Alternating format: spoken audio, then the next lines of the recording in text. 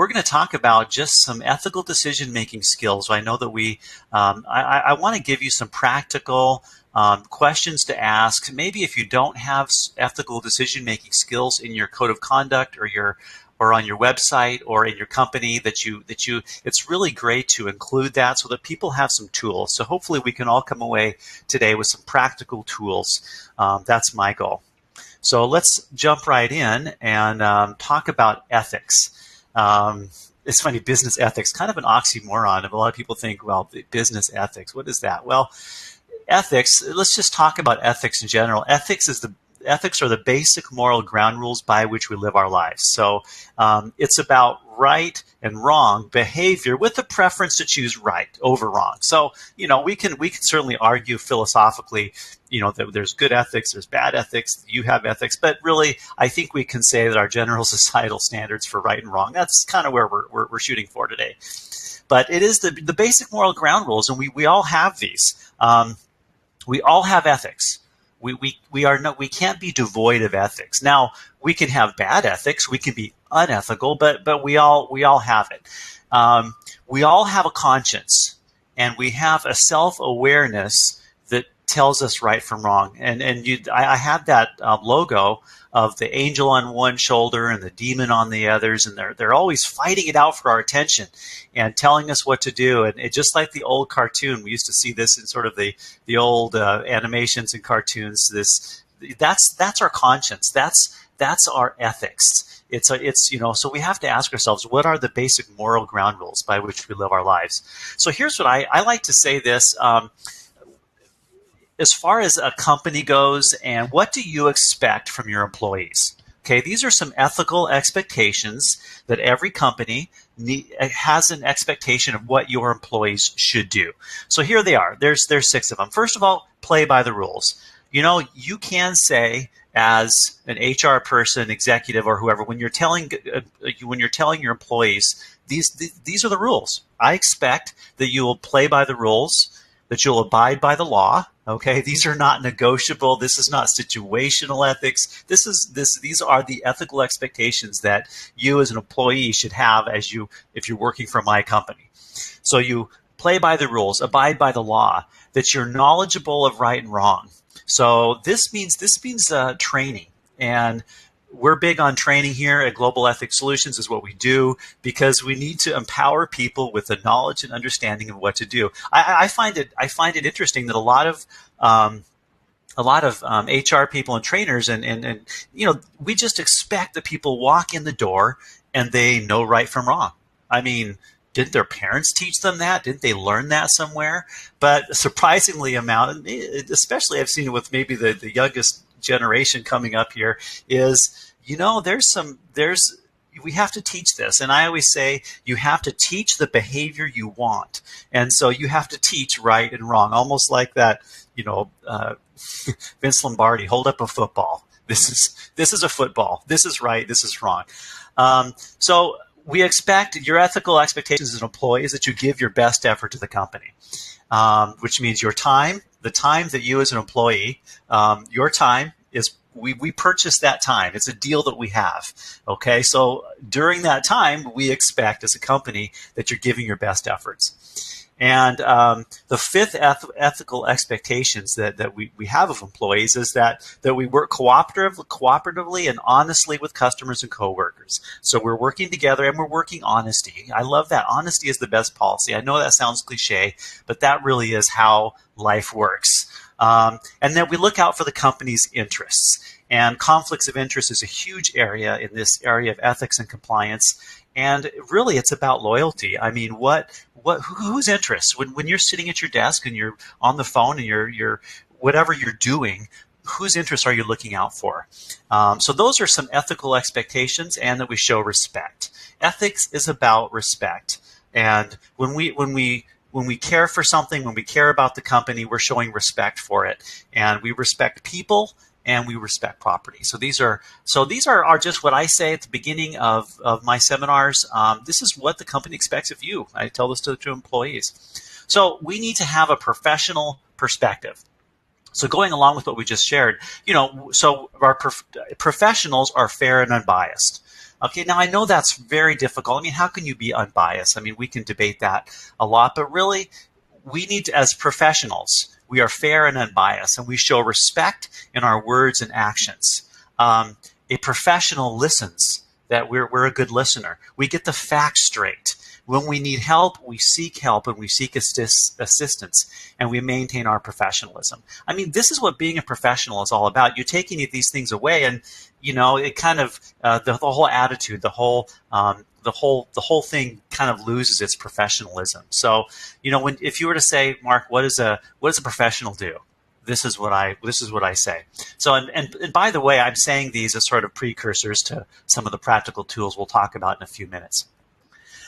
So moving along with that, I wanted to share this. This is from our Ethical Expectations course that we have, but I love this because, and you can share this with your employees, but we have this ethical house, all right, but it has some foundational things that are a part of that we need to understand. Where did we get our ethics from?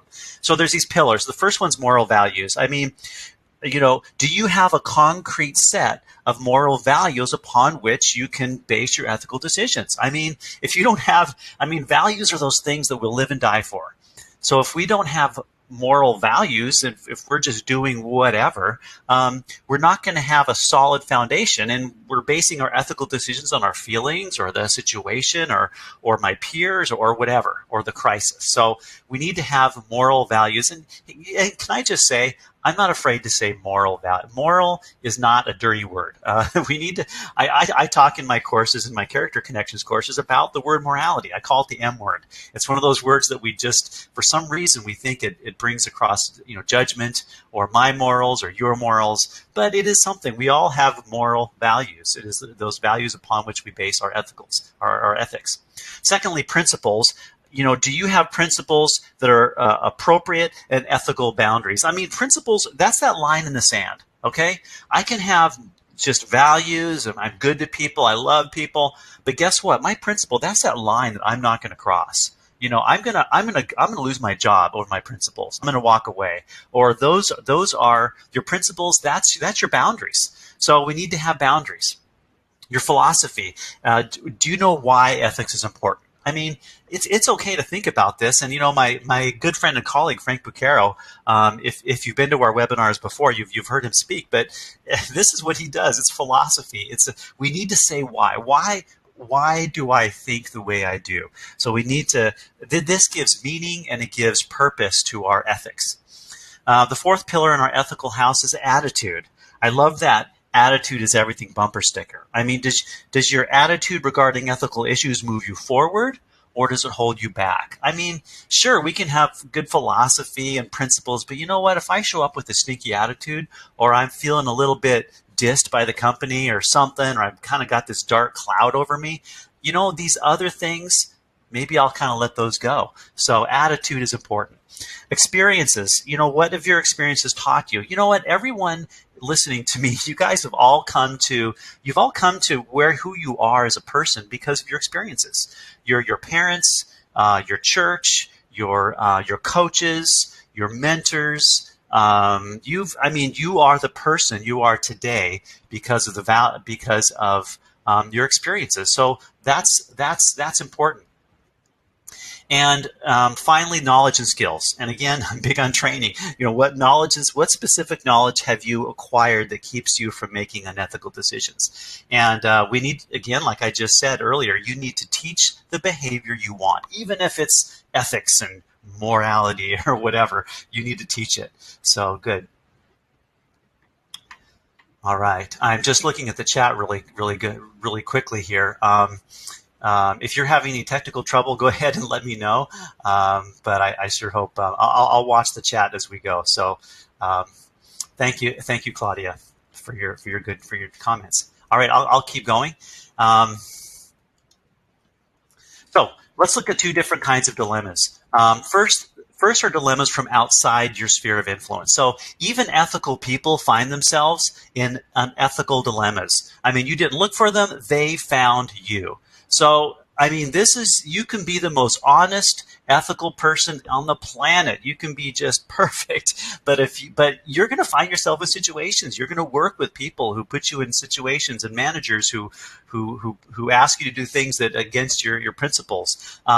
Customers, business partners, suppliers, vendors, just the corruption, the systemic corruption. I mean, you may be trying your best, but those ethical situations find you. So we need to think about how we deal with these different kinds of situations. I have customers in Africa, and I was just having a discussion this week about some of the corruption issues that my friends and colleagues are trying to deal with in some of these emerging markets. And so it's a challenge. But they require a problem-solving strategy, knowledge, good judgment, and common sense. And for the purposes of this class, I'm not going to spend too much time, because that's more of like talking about codes of conduct and what we do when this happens. But I think what I want to do today is focus in on ethical dilemmas. Ethical dilemmas of conscience, so right and wrong. So this is the other kind. So these, in these types of dilemmas, you have a choice as to how to act. It's your conscience and your choice. Okay, you usually have right or wrong answers, just like that image for this class, the little angel on one side, the little devil on the other side. So you have choices, but those choices are strongly influenced by your needs and wants and feelings. So if you rationalize things, if you want something, or maybe you're in a desperate situation, you may fudge on that. You may act. Your conscience may pull you in the wrong direction, and they're subject to rationalizations and excuses to get what you want. I mean, it's easy to start making excuses and rationalizations, but you are obligated to make the honest, legal choice or suffer the consequences. So we have these two different kinds of dilemmas: dilemmas of conscience and dilemmas that come from outside our sphere of influence. So let's take a look at these and talk a little bit more, because we're talking about ethical tests. So what I want to do is, I asked earlier in the webinar, is if you have these kinds of ethical tests or questions, I would love to hear those. And at the end of the webinar, it would be great to hear those and to see what. See if you can add. So let's take a look at this. This is the ethical test. So I say, when you come to an ethical situation, put it through these five tests. First of all, the honesty test, and the legal test, the conscience test, the consequences test, and the publicity test. So let's just go through these one by one. Actually, let me jump here, and then we'll go back to a scenario. So the honesty test. Ask yourself, does this involve any lying or dishonesty? Does it break any generally accepted moral principles of telling the truth? Do you have to resort to rationalization to justify? I mean, the very first thing, ask your gut feeling here. Do you have to? I mean, is it honest or not? And you have to be pretty honest with yourself as to what's going on. Then put it through the legal test. Okay, does it respect the rule of law? Does it comply with company policies, practices, company values? If it's legal, is it the right thing to do? And this is one of those kind of tricky things. Not everything that is legal is necessarily right. So we can go down that. We can talk about that for a while. Then put it through the conscience test. Do you feel uncomfortable about doing this? Do you have a bad gut feeling about the situation? Can you do it without looking back or have any regrets? I mean, that's that conscience. What do you feel? I mean, can you look back and say, I did the right thing? Next is the consequences test. Have you considered all the consequences? Have you counted the costs? What are the physical and emotional costs of both people and the company? Is there any liability, the company, to you or to others? And are there any possible unintended consequences? Oftentimes there's a lot of unintended consequences that we don't even think about. And finally, the publicity test. Would you be proud of your actions if your spouse, clergy, or other respected individuals knew about it? Can you defend your actions before your team leader, manager, peers, customers? And would you be proud of your actions if your manager, supervisor, or coworkers knew about it? I mean, imagine if you're the situation you're facing, you were to put that out to an email, or you went on the intercom or something, and people heard it. What would you be embarrassed? Would you embarrass the company? These are some really great questions that you and your employees can ask. There are some other models that I found that I really liked out there. This is from the Ethics and Compliance Initiative, and they have this. This is called their Plus decision making model. I like this model. It is it has it's sort of like a decision making model within a decision making model. But first of all, they say to define the problem. So you look at the problem, seek out assistance, guidance, and support. So the first thing you do, you ask for help early on. Identify alternative solutions. Okay, so make a list of your solutions. Evaluate those alternatives. What all the alternatives are, and then put it through the plus filters. And I'll show you that on the next slide. But basically, plus stands for policies, legal, universal, and self, and we'll get to that in just a minute. And so you've evaluated those. You make a decision based on those filters and what you think, and then you implement the decision, and then go back and evaluate it. So this is an excellent model. There's a lot out there. I'm going to share a few more here, and then I would love to hear what you have to what you do, or if you have any models that are similar to this. I would really enjoy hearing that. So we'll have a chance to put those in the chat as we conclude. And by the way, I would be happy to send these out to you. The next model is the I just wanted to show you what the plus, the PLUS. P is for policies. Is it consistent with my organization's policies, procedures, and guidelines? So really ask yourself, okay, is it in the policy without kind of reading anything into it or rationalizing? L is for legal. Is it acceptable under the applicable laws and regulations? So without any additional twists or to that. Universal, does it conform to universal principles and values that your organization has? And self, does it satisfy my personal definition of right, good, and fair? And remember, it's not all about the S. All of these have to be considered. So this is a great model. I really like it, and I've seen this in other companies as in the course of my work, look at codes of conduct and kind of dive into sort of ethical decision making models. So this is excellent. I have another one. They're all over the case. There's the boxes model, and that has 3. I didn't put it up here, but it's self. Number 1 is self. Number 2 is the experts, and number 3 is the affected. So it's very similar to the plus decision making model. But number 1, self, you consult your gut feelings and evaluate whether your conscience is for or against the decision. So really, you kind of do a soul searching and sort of ask your gut, what is this right or wrong? And number 2, experts. So you consult experts to more fully understand the situation, to make a more informed decision. So self, experts. Number 3 is the affected. So this is you consult those who will be affected by the decision to bring empathy into the decision-making process. So that's a good one. That one's called the boxes model, and you can find that online. It was excellent. And I like that one. It's just simple steps.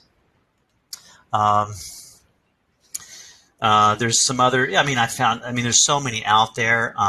There's the TARES, TARES. Again, I did put this one up there because I was. These are kind of in my files, but that's truthfulness, authenticity, respect, equity, and social responsibility. So T is for truthfulness, so that's the message. Is it truthful? A is the authenticity of the persuader. Respect. It was for that's respect. Equity. Is it equitable? And what is the common good? That's the social responsibility. So that's a good one too. So there's so many out there. I'd love to hear what you have. But as we're thinking about this, um, um, some survival tips. So as now, if you don't have some ethical decision-making models within your code of developers, I really encourage you to include that. But here's some survival tips that I tell people in our workshops: is do your homework, get the facts straight. Really, we need to take time to find out what's going on. Do your homework. Oftentimes, there's so many situations where people they don't have the facts. Their emotions, their stress, they're in fight or flight. They're something, they're not really operating in the facts. So make sure you get your facts straight.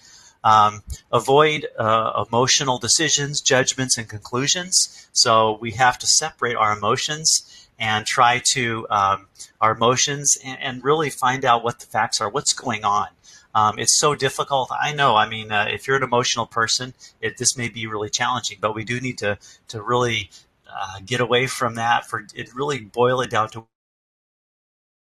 be courageous. So don't back down or be intimidated to stay quiet.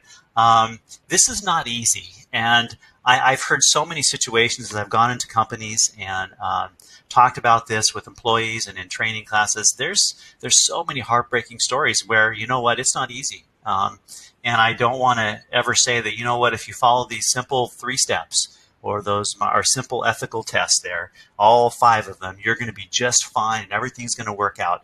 I'm going to be honest with you. It's difficult.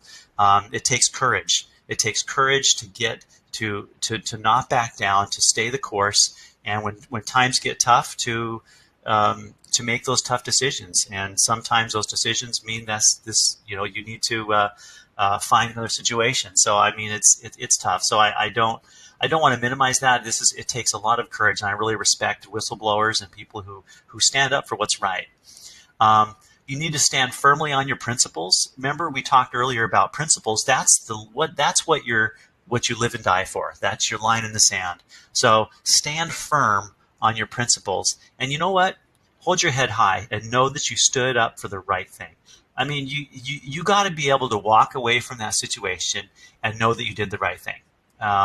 And you can do that if you really have thought about who you are, what your values are, what your ethics are, what your principles are. I mean, when you get these things straight, you're not acting out of emotion. You're not acting out of the crisis. And when you have to make a tough decision, you can hold your head high and say, you know what? I did what's right, and I'm going to stand by it.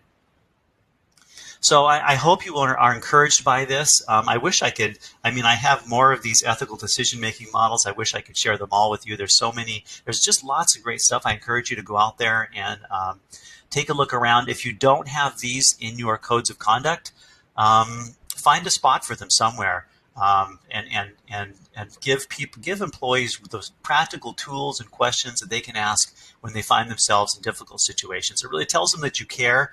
It tells them that you're interested more than just communicating a policy, but really saying, okay, to do this, to really make this work, here's kind of some skills you need to make some decisions. So we wanted to, if you do want to put something in the chat, that's you're welcome to put in the chat any of your ethical decision-making questions or models that you use in your company or in your organization. Would love to hear those. It's just one of those areas that there's so many different great angles on that. So you can put that in the chat as we kind of stick around and wrap things up today. With 2 minutes left, we don't have a lot of time for discussions or models. I'd love to run through some with you, but I want to respect your time. If you have any questions, you can put those in the chat, and I'd love to hear any kinds of decision-making models or ideas that you have. So if you would like to contact me, I would love to hear from you. This is my email, mark@globalethicssolutions.com. There's our website. We have a LinkedIn group that we post things on, and love to hear from you and collaborate with you in here. But love to chat with you. Just a quick plug about what we do. If you don't, we have Let Us Help You. We have our Integri-line event management system. It's a powerful software tool that allows employees to report ethics issues and gives you the ability to track at every stage. We also have a 24/7 helpline, which available in the USA, Canada, and Mexico. So we have Integri-line, just a great piece of software. You can subscribe to it monthly or purchase a year contract. It just gives you a great tool to track issues. Your employees can report issues, and it's very intuitive and easy to use. So if you're interested, let me know. And of course, we have learning. Like I said, we need to teach the behavior that you want. And so to do that, we have ethics and compliance e-learning modules. So English, we have some in English and Spanish. And I guess what makes us different is we have character and compliance. Connecting character and compliance is our motto. It's what we do. It's what we're passionate about. So all of our courses have character connections in them. So anyway, if you're interested, you can certainly ask me for more information. Love to help you. Or anyway, just to chat with you. I enjoy the dialogue on LinkedIn and elsewhere. So thank you so much. Next month, Star Dre from Ethical Elements. Looking forward to that. We have this. We do these webinars the third Thursday of each month. So if you want to join us, you can. You think you can subscribe to this, and you'll get an email, and you can subscribe. So each month we try to find some ethics and compliance experts and leaders to share their insights, expertise, and experience. So if you are interested in sharing, I would love to hear from you as well. But it's not Mark Putnam every week, every month. We do try to have other experts come in. So we look forward to having you. Thank you so much for coming today. I appreciate that very much.